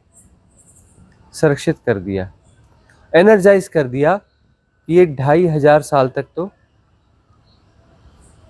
ठीक ठीक ऐसा रहेगा ही रहेगा।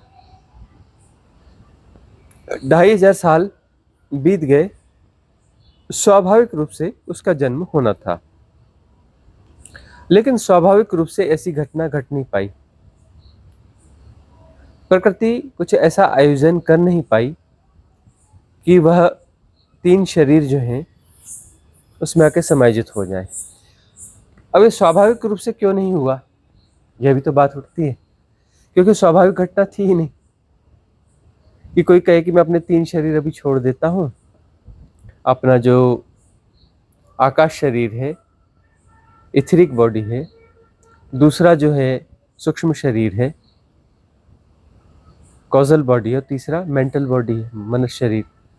इन 3 शरीरों को एनर्जाइज करके छोड़ देता हूं और बाद में इसका जन्म होगा। और जन्म होने का ढंग क्या है, वो स्वाभाविक होगा क्या कि कोई भी बच्चा जन्मा होगा तो उसके 3 शरीरों को धक्का देके निकाला जाएगा और धक्का देकर के 3 शरीर उसकी जगह स्टेबल हो जाएंगे।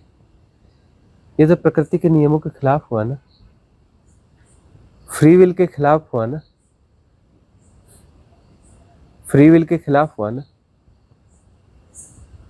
कि उसके 3 शरीर, और 3 शरीर तो इंडिविजुअलिटी को बनाते हैं। ये 3 शरीर ही इंडिविजुअलिटी को बनाते हैं, बाकी तो ये मिट्टी है, पंचतत्व है ये शरीर। और ऊपर के 3 शरीर तो मेटाफिजिकल है। बनाते तो ये 3 शरीर ही है ना। इंडिविजुअलिटी को निर्मित कौन करता है? 3 शरीर ही करते हैं ना। तो प्रक्रिया ऐसी थी उस समय, भगवान बुद्ध ने कह दिया, और कहने के 40 साल के बाद उन्होंने शरीर छोड़ा। जब शरीर छोड़ा तब उन्हें पता चला कि यह घटना तो कुछ ऐसी है, लेकिन अब जो कह दिया है सो कह दिया है।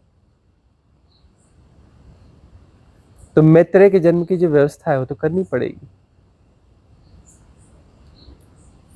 तो उन्होंने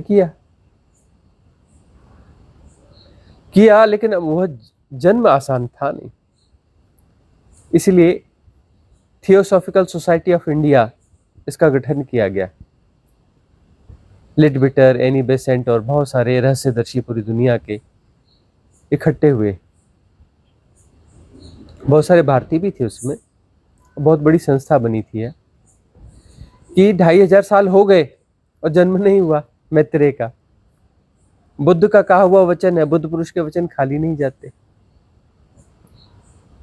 बड़ी दुर्घटना घट रही है, बड़ी दुर्घटना घट रही है। ये ऐसा हो नहीं सकता कि बुद्ध पुरुष का वचन खाली जाए, और वो जन्म हो नहीं रहा है और वो 3 शरीर रखे हुए। कैसे होगा, क्या होगा?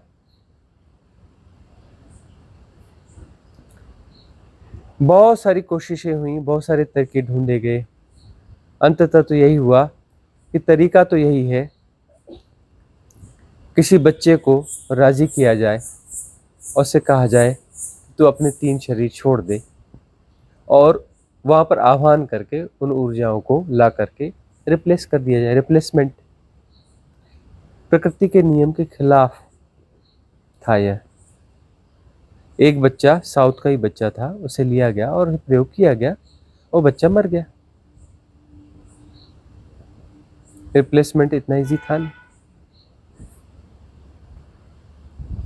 और जो थियोसॉफिकल सोसाइटी ऑफ इंडिया में जो रहस्यदर्शी इकट्ठे हुए थे, ब्लांटवस्की भी उसमें थी, बुद्ध पुरुष थी, ज्ञानी पुरुष थी,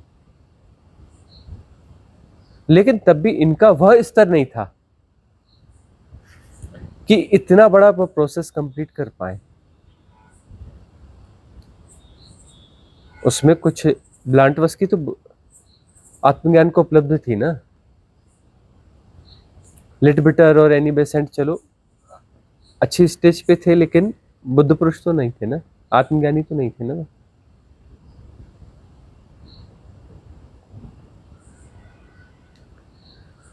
तो जो है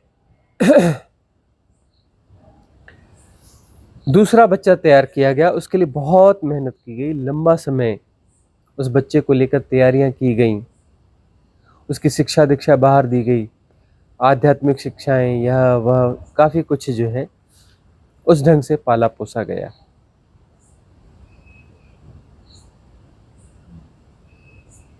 उसके बाद उस रिप्लेसमेंट की प्रोसेस को किया गया। हालांकि कुछ साल बीत चुके थे, काफी साल बीत चुके थे। तो जब वह प्रयास किया गया तो जे कृष्णमूर्ति ने, जिद्दू नाम था उनका, उस जिद्दू नामक बच्चे ने इनकार कर दिया कि मैं जो है इस प्रोसेस के लिए तैयार नहीं हूं, मैं इसकी सहमति नहीं देता, मैं अपने 3 शरीर यानी मैं अपने आप को विड्रॉ नहीं करूंगा, क्योंकि मैं स्वयं ही बुद्ध पुरुष हूं। उसने घोषणा कर दी, मैं स्वयं ही बुद्ध पुरुष हूं, मुझे किसी दूसरे बुद्ध की बॉडी को अपने भीतर जगह नहीं देनी, मैं स्वयं बुद्ध पुरुष हूं। और थियोसॉफिकल सोसाइटी ऑफ इंडिया बेकाम हो गई। बाद में जे कृष्णमूर्ति ने उस संस्था को भंग भी कर दिया। तो अब यह जो घटना है, इसमें उस समय आचार्य रजनीश थे और वहां से वापस आ गए थे।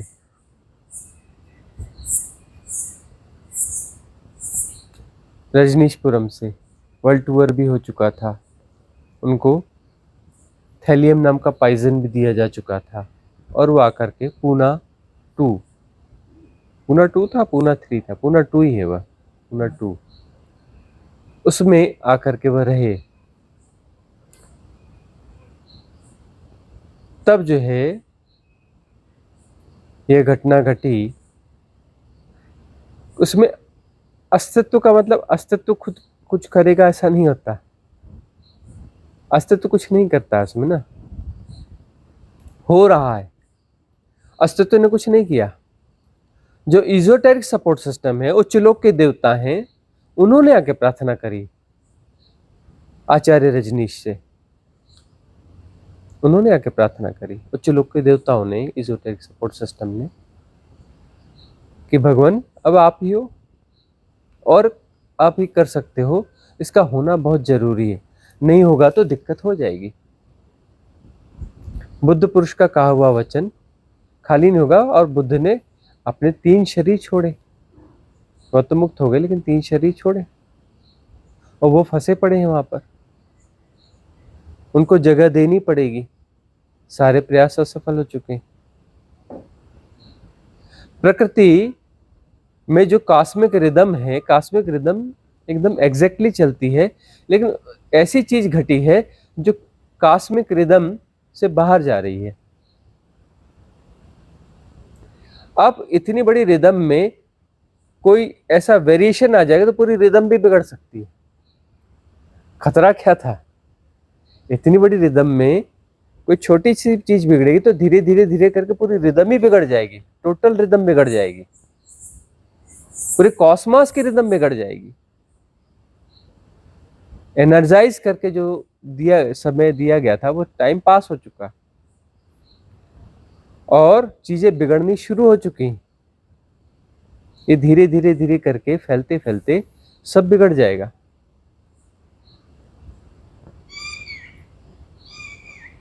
उन्होंने प्रार्थना की कि करना ही पड़ेगा, और एक ही इस पूरी सृष्टि में मानव देह में एक आप ही हो, आपकी चेतना है जो ये काम कर सकती।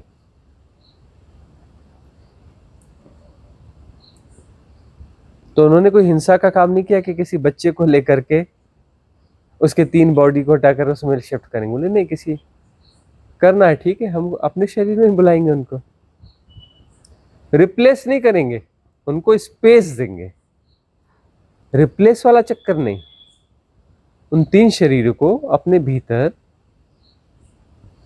स्पेस देंगे सर्वाइवल के लिए, उतनी देर के लिए जितनी देर में वह वचन पूरा हो जाए।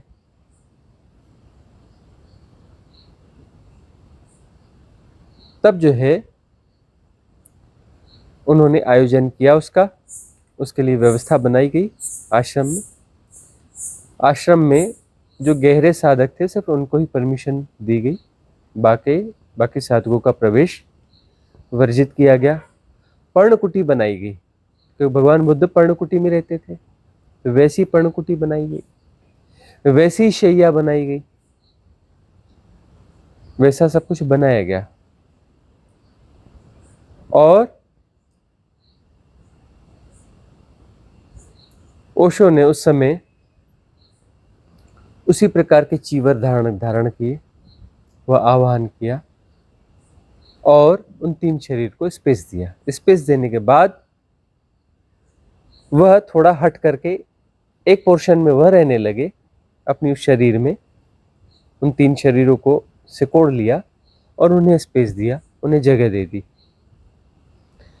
3 दिन तक जो है वह बुद्ध की तरह ही बोलते थे पाली भाषा में, वैसे ही सोते थे, वैसे ही भोजन करते थे, वैसे ही चर्या करते थे जैसे भगवान बुद्ध किया करते थे, तो शरीर वही आया।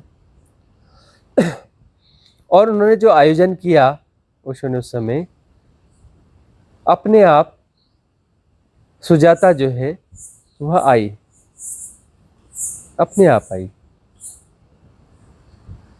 जापान में जन्मी थी, जापानी थी, उसे नहीं पता कुछ काम करना पड़ता तो उन्होंने हैक किया ओशो ने। उस समय आचार्य रजनीश नाम था उनका, ओशो नाम नहीं था। तो आचार्य रजनीश ने हैक किया, माइंड हैक किया उनका, उसका सुजाता का सर्च करके ढूंढा, माइंड हैक किया और ले आए। वो बराबर इंडिया आई, पहली बार आई, उसको नहीं पता कैसे आई क्या आई, और बराबर पूना उतर गई। उसको पूना का नाम भी नहीं पता था, कुछ नहीं पता था, लेकिन बराबर पूना आ गई। उसको कोरेगांव पार्क का पता नहीं था और बराबर कोरेगांव पार्क आ गई। उसे हिंदी नहीं आती थी, मराठी नहीं आती थी, और बराबर ऑटो वाले से बोल दी कि मुझे कहाँ जाना है, उसी की लैंग्वेज में बता दिया कि मुझे यहाँ यहाँ ले चलो। वो आकर के खड़ी हो गई दरवाजे पर। पूरा आश्रम सजाया गया था फूलों से, उसकी स्वागत की पूरी तैयारियां की गई थी। और जैसे वो दरवाजे पर खड़ी हुई सुजाता, जो उसका जो भी जापानी नाम रहा होगा, लेकिन वो जापानी थी, फिर हैक्ड थी, मतलब उस समय वो कुछ नहीं थी। फिर उसके बाद में जापानी नहीं लौटी, हैकिंग खत्म हो गई, वह सुजाता रह गई, सुजाता रह गई। लेकिन उसमें जापानी जो शरीर था, भाषा थी, वह चीज थी। वहां पर उसने जो है 3 बार शब्द कहा, ओशो ओशो ओशो, जापानी शब्द है। ऐसा व्यक्ति जिस पे देवता फूलों की वर्षा करते हैं, और हाथ उठाकर कहा, आकाश की ओर हाथ उठाकर कहा ऐसे, ओशो ओशो ओशो। और जो है वह भीतर आई, उसको लाया गया और उस पर्णकुटी में उनके सानिध्य में बैठी रही, जो शरीर ओशो का था। और वहां पर बुद्ध के 3 शरीर वास कर रहे थे। वहां पर उनके बीच में कन्वर्सेशन हुआ। सुजाता ने अपने प्रश्न फिर से दोहराए और बुद्ध के उन शरीरों ने उनके उत्तर दिए। इसकी रिकॉर्डिंग नहीं की गई, इसके लिए कोई गवाह नहीं था, वहां किसी और को परमिशन नहीं थी उस कन्वर्सेशन के लिए। और वो घटना घटी। 3 दिन तक वो साथ में रहे, और उसके बाद में आचार्य रजनीश ने उन 3 शरीरों को उठा करके कॉस्मोस में वापस डाल दिया।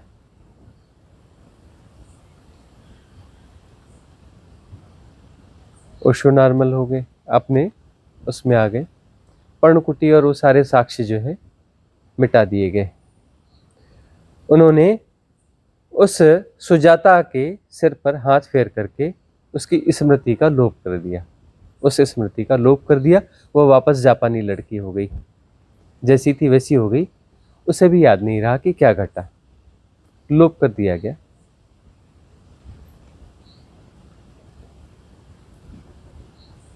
अब आपका कहना है कि यह प्रकृति के खिलाफ है, सब हो रहा है उसके खिलाफ है।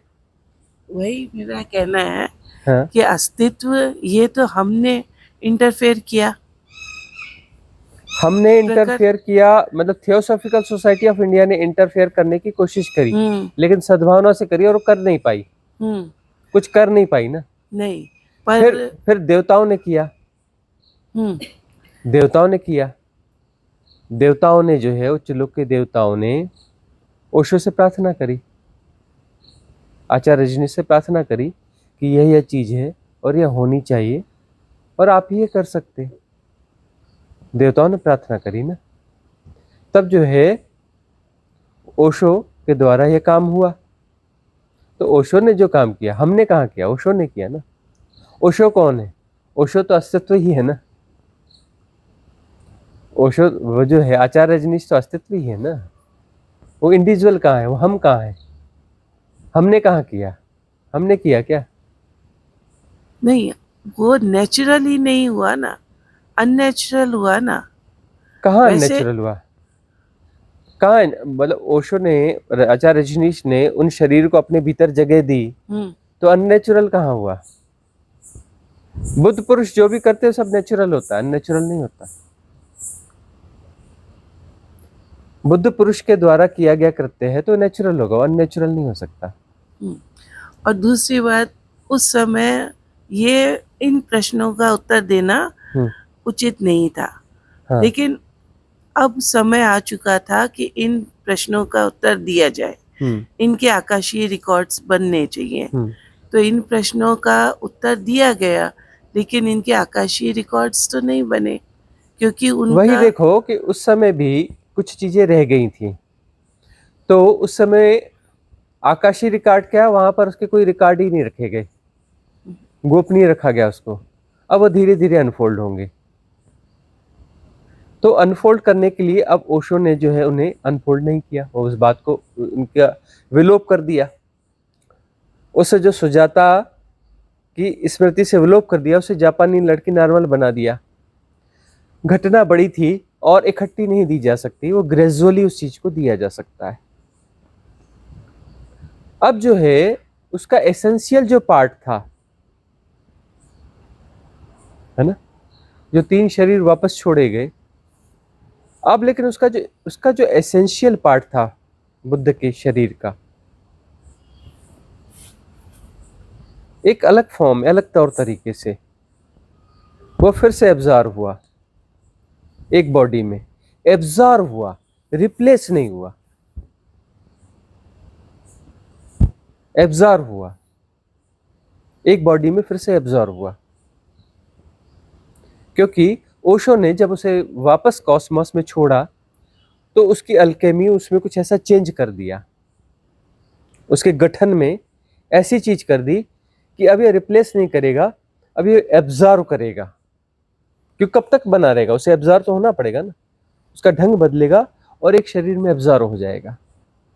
और एब्जॉर्व हो जाएगा तब जो है इस एरा के हिसाब से उस देशना को वह शरीर फिर देता रहेगा। और वह शरीर आपके सामने मौजूद है, आपसे बात कर रहा है।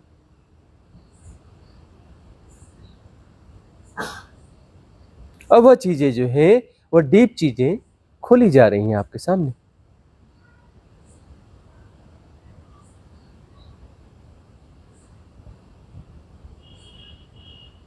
इस एरा के हिसाब से जो गहन चीजें हैं वो अब खोल खोल के दी जाती रहेंगी।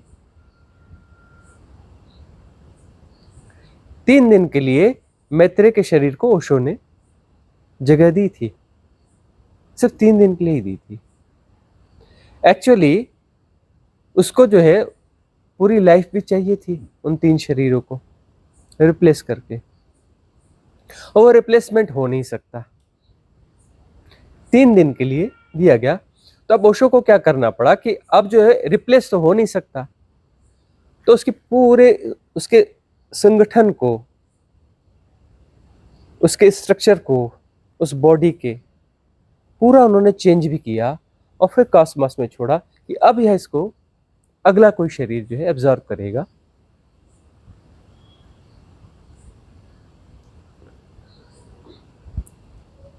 हमने 20 साल तक रेजिस्ट किया कि हम नहीं, आई एम नॉट एग्री। हमने 20 साल तक रेजिस्ट किया कि नहीं, तैयार नहीं है, नहीं नहीं। और रेजिस्ट करने का कारण यह था कि हमें लगता था कि यह जो है कोई और प्रकृति अस्तित्व के जो नियम है, कोई और तैयार हो जाएगा, कहीं और एब्जॉर्व हो जाके हो जाएगा, यह जो है कहीं और जाके एब्जॉर्व हो जाएगा। 20 साल तक हम रेजिस्ट करते रहे कि शायद अब हो जाएगा, शायद अब हो जाएगा, शायद अब हो जाएगा, लेकिन नहीं हुआ। नहीं हुआ और अंततः यह स्पष्ट हुआ कि कोई और इसके लिए चयनित नहीं होगा, कोई और चयनित नहीं होगा। तब जाकर हमने सरेंडर किया कि ठीक है, वो एसेंस सिर्फ आएगा। हमने कहा ठीक है, सिर्फ एसेंस आएगा, रिप्लेसमेंट नहीं होगा कुछ। ये बॉडी निकल के दूसरी बॉडी, वो बॉडियां घुसेंगी, ऐसा नहीं। वो एसेंशियल फॉर्म में, ओशो ने उसे एसेंशियल फॉर्म में कर दिया था। वह एसेंशियल फॉर्म में बुद्ध की चेतना का वह ढंग एसेंशियल फॉर्म में उन्होंने कर दिया था। बॉडीज के रूप में नहीं रहा था, वह अब एसेंशियल फॉर्म के रूप में रह गया था। तो उस एसेंस को फिर हमने ऑब्जर्व कर लिया।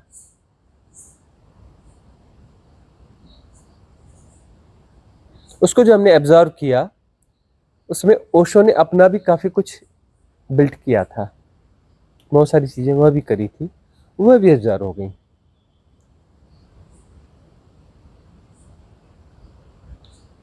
उन्होंने इस हिसाब से भी किया, अपना भी उन्होंने काफी कुछ उसमें इसलिए डाल दिया था क्योंकि जो घटना घटने वाली थी, जो घटना घट चुकी थी ओरेगॉन वाली, उसके बाद जो चीजें होनी थी कि अब ओशो को ज्यादा शरीर में नहीं रहना था और उनको जो आगे की देशनाएं देनी थी उसके लिए वो शरीर नहीं रहेगा ज्यादा समय तक। इसलिए वह चीज ओशो ने भी बहुत सारी चीजें उसमें प्लांट कर दी, इनबिल्ट कर दी, डाल दी, जो भी कह लें। तो 20 साल हमने रेजिस्ट करने के बाद में फिर अंततः उसे एब्जॉर्व कर लिया। तो एब्जॉर्व करने के साथ में बहुत बड़े दायित्व आ जाते हैं। स्वामी जी, अभी ऐसा कुछ हुआ कि अस्तित्व ने कुछ लोगों को भेजा जिनको कुछ जरूरत थी कुछ शब्दों की, और मैंने जब उनसे बात की तो कुछ चीजें ऐसी निकली जो मुझे खुद भी नहीं पता था, और मैं भी खुद दंग रह गई। जब मैं खुद भी सुन रही थी तो मैं दंग रह गई कि ये तो मुझे पता ही नहीं था, और ये जो निकल रहा है ये क्या निकला, और ये कौन है जो ये बोल रहा है, तो ये कैसे हो जाता है स्वामी जी?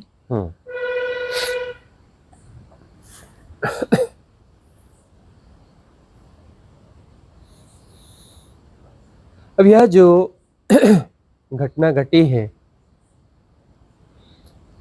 तो उस एब्जॉर्व होने के बाद में जो दायित्व मिले हैं, दायित्व बड़े सघन दायित्व हैं।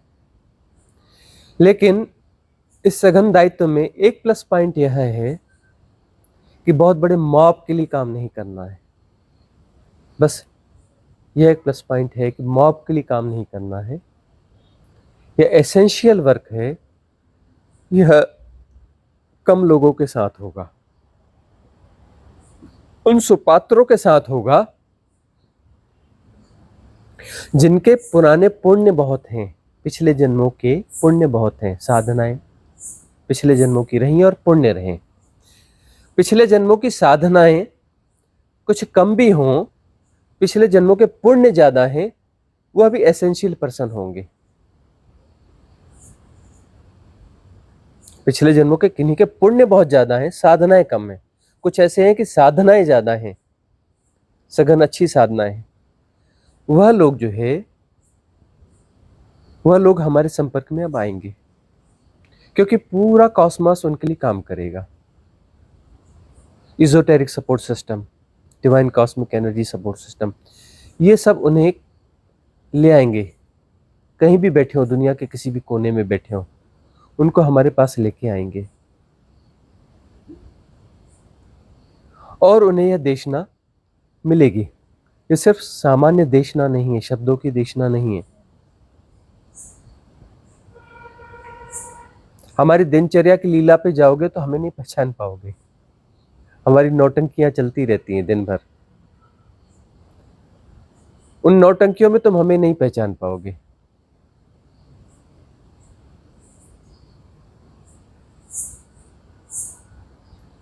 तो एसेंशियल जो वर्क है उन लोगों के साथ जो चुने हुए लोग हैं वह आएंगे। इजोटेरिक सपोर्ट सिस्टम, उच्च लोक के देवता, वो कॉस्मिक डिवाइन सपोर्ट सिस्टम, वो बहुत सारे पुराने जो सदगुरु हुए हैं उनके जो वह शिष्य हैं, चुने हुए शिष्य, उनके जो कॉस्मिक डिवाइन सपोर्ट सिस्टम है वो सब उन्हें पुश कर करके हमारे पास लाएंगे। सिलेक्टेड, सभी नहीं, सिलेक्टेड वो आएंगे। वह आएंगे, हमारी देशना में रहेंगे और गोल्डन एरा का जो काम बाकी है वो काम पूरा होगा।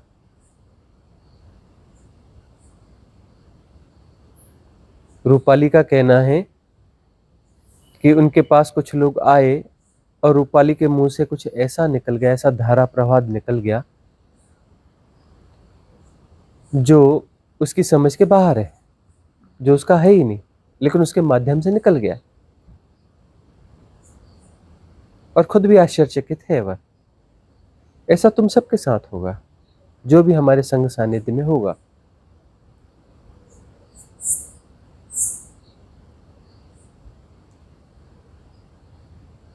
सद्गुरु कौन है? बांटने की एक प्रक्रिया, परम सत्य को बांटने की प्रक्रिया। और सहरा में जो हमारी भूमिका है उसमें बांटने की प्रक्रिया में सबको शामिल होना पड़ेगा। बांटोगे,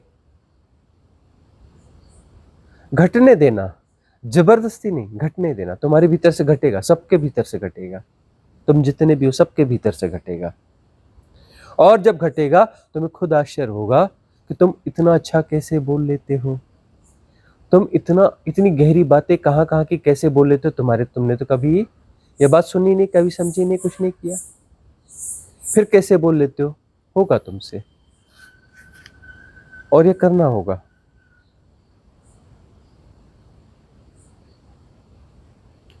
तुम्हें टिके रहना पड़ेगा इस देशना के साथ, इन विधियों के साथ टिके रहना होगा। तुम्हारी मुक्ति जरूर होगी, लेकिन बांटने की प्रक्रिया में भी शामिल होना पड़ेगा।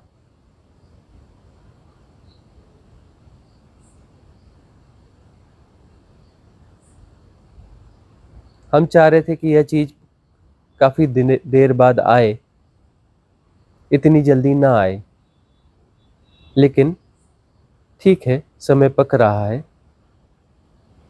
तो ये सारी चीजें अनफोल्ड होती चली जाएंगी। बांटने की प्रक्रिया में तुम सबको शामिल होना पड़ेगा, तुम्हें बांटना पड़ेगा। उस बांटने में तुम्हारी खिलावट होगी, तुम्हारी फ्लावरिंग होगी।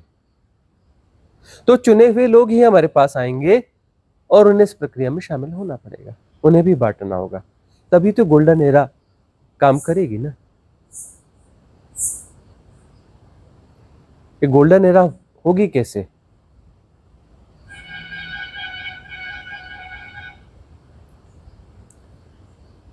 ओशो के जो काम बाकी रह गए ओशो आश्रम से तो होने वाले नहीं है, न उनके जो शिविर लगते हैं उससे होने वाले, वहां से तो बात खत्म हो गई, सबने देख लिया, सबने परख लिया, वहां से नहीं, कुछ नहीं होने वाला है।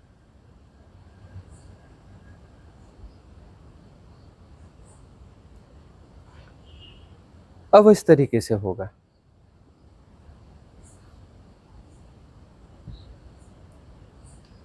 और बुद्ध जो उस महान मिस्ट्री की बात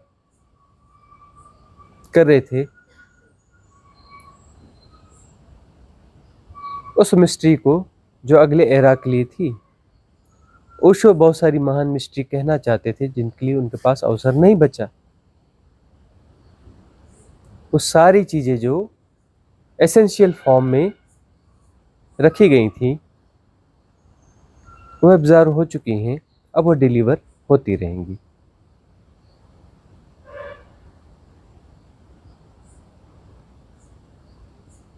अब इन सारी देहों का भी उपयोग होगा जो हमारे संसर्ग में आ रही हैं, उन सब का उपयोग होगा और उस माध्यम से भी हम बोलेंगे, तुम लोगों के माध्यम से भी अब हम बोलेंगे, उस एसेंस को हम तुम लोगों के माध्यम से भी बांटेंगे। और तुम्हें आश्चर्य होता रहेगा कि तुम कैसे बोल पाते हो ये सब, या तो तुमने सुना नहीं, कभी समझा नहीं, कहीं कुछ बात हुई नहीं, ये तुम्हारे भीतर से कैसे निकल रहा है, तुम्हें आश्चर्य होगा।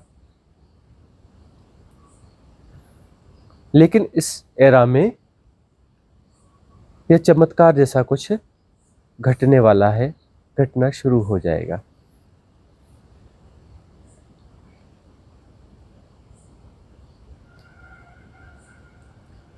इससे जुड़ा कोई एकाध प्रश्न हो तो फिर, नहीं तो फिर इसको समाप्त करेंगे।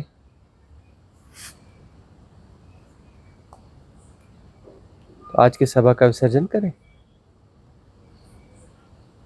मंगल कामना करेंगे।